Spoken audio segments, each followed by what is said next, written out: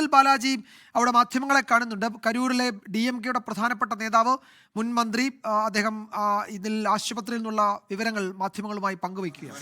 31 பேர் இறந்திருக்கின்றார்கள். 58 பேர் அரசு தலைமை மருத்துவக் கல்லூரி மருத்துவமனை மற்றும் தனியார் மருத்துவமனையில் சிகிச்சை பெற்று வருகின்றார்கள். இந்த சம்பவம் நடந்து உடனடியாக முதலமைச்சர் அவர்கள் மாவட்ட ஆட்சித்தலைவர் அவர்களுக்கும் மாவட்ட காவல்துறை உயர் அதிகாரிகளுக்கும் எனக்கும் தொடர்பு கொண்டு உத்தரவிட்டு உடனடியாக மருத்துவமனைக்கு நேரில் சென்று கூடுதல் மருத்துவர்களை வரவழைத்து உடனடியாக அவர்களுக்கு தகுந்த சிகிச்சை அளிக்க வேண்டும் என்று முதலமைச்சர் அவர்கள் உத்தரவுகளை வழங்கினார்கள். மாண்புமிகு பள்ளிக்கல்வித்துறை அமைச்சர் அவர்கள் மாண்புமிகு சுகாதாரத்துறை அமைச்சர் அவர்களையும் உடனடியாக நேரில் செல்வதற்கு உத்தரவிட்டு அவர்கள் இப்போது வந்து கொண்டிருக்கிறார்கள். நாளை காலை முதலமைச்சர் அவர்கள் இங்கு நேரில் வருகை தந்து இந்த பாதிக்கப்பட்ட மக்களை சந்திப்பதற்காக வருகை தர இருக்கின்றார்கள். எனவே இப்பொழுது இருப்பது 46 பேர் தனியார் மருத்துவமனையில், 12 பேர் மாவட்ட மருத்துவக் கல்லூரி மருத்துவமனையில் சிகிச்சை பெற்று வருகிறார்கள். நம்முடைய மாவட்டத்தினுடைய மாவட்ட மருத்துவக் கல்லூரி மருத்துவமனையில் பணியாற்றக்கூடிய அனைத்து மருத்துவர்களும் இப்பொழுது உடனடியாக பணிக்கு வரவழைக்கப்பட்டு சிகிச்சை அளித்துக் கொண்டிருக்கின்றார்கள். கூடுதலாக நாமக்கல் மற்றும் சேலம் மாவட்டங்களிலிருந்து மருத்துவர்களை வரவழைப்பதற்கு உத்தரவிடப்பட்டு அவர் இன்று இரவே அவர்கள் அனைவருக்கும் வந்து சிகிச்சை அளிப்பதற்கு வருகை தந்து கொண்டிருக்கிறார்.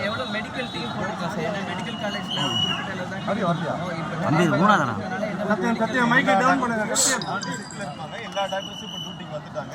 கூடுதலாக நாமக்கல் மற்றும் சேலத்திலிருந்து கூடுதல் மருத்துவர்கள் வந்துட்டு இருக்காங்க. தேவையான அளவுக்கு மருத்துவ மாத்திரைகள், உபகரணங்கள் எல்லாமே இருக்கு. மருத்துவர்களும் இருக்காங்க. பாதிக்கப்பட்டவங்களுக்கு தகுந்த சிகிச்சை மிக வேகமாக.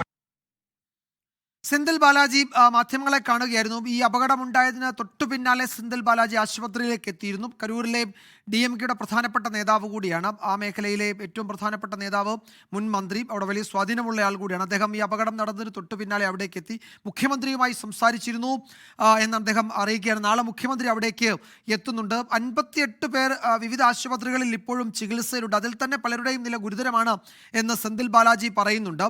31 മരണം എന്നാണ് അദ്ദേഹം പറയുന്നത്. പക്ഷേ 40-ലധികം ആളുകൾ മരിച്ചു എന്ന് തമിഴ് മാധ്യമങ്ങൾ റിപ്പോർട്ട് ചെയ്യുന്നുണ്ട്. ആ കണക്ക് ഒരുപക്ഷെ പ്രാദേശിക വിവരങ്ങളുടെ അടിസ്ഥാനത്തിലായിരിക്കും. നമ്മൾ ഈ ഔദ്യോഗിക കണക്ക് 31 എന്ന നിലയിലാണ് ഇപ്പോഴും ഔദ്യോഗികമായി സർക്കാർ ഏജൻസികൾ, തമിഴ്നാട്ടിലെ സർക്കാർ ഏജൻസികൾ നൽകുന്നത്, കളക്ടർമാരൊക്കെ നൽകുന്നത്. അവിടെ രക്ഷാപ്രവർത്തനങ്ങൾ ഇപ്പോൾ ആശുപത്രികളിൽ അടിയന്തരമായി എത്തിച്ചവർക്ക് വേണ്ട ചികിത്സ ഉറപ്പാക്കുകയാണ് ഇപ്പോൾ അവിടെ ചെയ്യുന്നത്. കൂടുതൽ ആരോഗ്യ പ്രവർത്തകരെ അതുപോലെ മറ്റ് ക്രമീകരണങ്ങളൊക്കെ ആശുപത്രികളിലേക്ക് എത്തിച്ചുകൊണ്ടിരിക്കുകയാണ്. അങ്ങേയറ്റം ഹൃദയഭേദകമായ കാഴ്ചകളാണ് ഈ ആശുപത്രിയിൽ നിന്നൊക്കെ വരുന്നത്. കുഞ്ഞുങ്ങളടക്കം, സ്ത്രീകളടക്കം, പരിക്കേറ്റവർ, അതുപോലെ ആളുകളെ കാണാതായവർ ആശുപത്രികളിൽ തേടിയെത്തുന്നു. അവരുടെ അലമുറയിടുന്ന ദൃശ്യങ്ങളൊക്കെയാണ് നമ്മൾ അവിടെ നിന്ന് കാണുന്നത്. അങ്ങേയറ്റം ഹൃദയഭേദകമാണ്. ഇന്ന് ഉച്ചയ്ക്ക് നടക്കേണ്ട പരിപാടിയാണ്. അത് ആൾത്തിരക്കും ജനത്തിരക്കും ഒക്കെ കാരണം വൈകുന്നേരമായി ആ പരിപാടി തുടങ്ങാൻ. വിജയുടെ പ്രസംഗം പുരോഗമിക്കുന്നതിനിടെയാണ് ഈ തിക്കും തിരക്കും ഉണ്ടായത്. അദ്ദേഹം പ്രസംഗം ഇടയ്ക്ക് വെച്ച് അവസാനിപ്പിച്ച് അവിടെ നിന്ന് മടങ്ങുകയും ചെയ്തു. TVKയുടെ എന്തെങ്കിലും ഒരു വിശദീകരണം ഇതുവരെ ഇക്കാര്യത്തിൽ വന്നിട്ടില്ല. അപ്പോൾ ജിഷ്ണു രവീന്ദ്രൻ ന്യൂസ് ഡെസ്കിൽ നിന്ന് വിവരങ്ങൾ നൽകും. ജിഷ്ണു, ഇതിപ്പോൾ 10,000 പേർക്ക് മാത്രം പങ്കെടുക്കാനുള്ള അനുവാദമുണ്ടായിരുന്ന ഒരു പരിപാടി, അവിടേക്ക് ഏതാണ്ട് 2 ലക്ഷത്തോളം ആളുകൾ അവിടേക്ക് എത്തി. സംഘാടനത്തിൽ വലിയ പിഴവും അങ്ങേറ്റം ഗുരുതരമായ പാളിച്ചയും സംഭവിച്ചു. ഗുരുതരമായ സുരക്ഷാ വീഴ്ച അവിടെ ഉണ്ടായിട്ടുണ്ട്. കോടതികൾ മുന്നോട്ട് വെച്ച ഈ റാലിക്കൊക്കെ അനുമതി നൽകുമ്പോൾ കോടതി മുന്നോട്ട് വെച്ച മുഴുവൻ നിബന്ധനകളും കാറ്റിൽ പറത്തി. പോലീസിൻ്റെ നിർദ്ദേശങ്ങൾ പാടെ അവഗണിച്ചു. അവിടെ സമ്പൂർണമായ പരാജയം ഈ സംഘാടകർക്കുണ്ടായിട്ടുണ്ട്. ഈ TVK വിജയുടെ എന്തെങ്കിലും ഒരു വിശദീകരണം ഈ അപകടത്തിന് ശേഷം ഉണ്ടായിട്ടുണ്ടോ ജിഷ്ണു?